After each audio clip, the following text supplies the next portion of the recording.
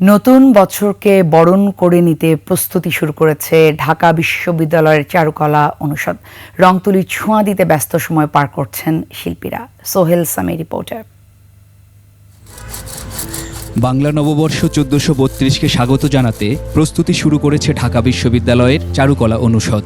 বকুলতলায় চলছে বাঁশ ও বেত দিয়ে বিশাল আকৃতির জাতীয় প্রাণীর প্রাথমিক কাঠামো তৈরির কাজ। বানাবো একটা পাখি, একটা বাঘ আর একটা রাক্ষস। ইলিশ মাছ জাতীয় মাছ, বাঘ জাতীয় প্রাণী, সেই জন্য বানাচ্ছি। অনুষদের ভেতরে শিল্পীর রংতুলির ছোঁয়ায় জীবন্ত হয়ে উঠছে নানা প্রজাতির পাখি। অভ্যুত্থান পরবর্তী এবারের নববর্ষ বর্ণিল সাজে নতুন বার্তা নিয়ে আসবে বলে আশা করছেন চারুকলার ডিন। ২৪ গণ অভ্যুত্থানের পরবর্তী সময়ে ছাত্রদের একটু ভিন্নতর একটা চেতনা আছে, একটা বিপ্লবী একটা মনোভাব আছে।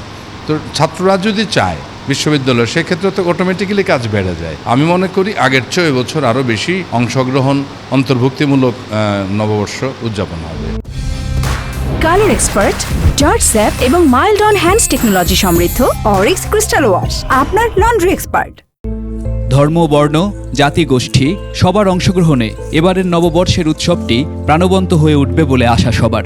সবাইকে নববর্ষের শুভেচ্ছা। সোহেল সামি, ২১ টেলিভিশন, ঢাকা।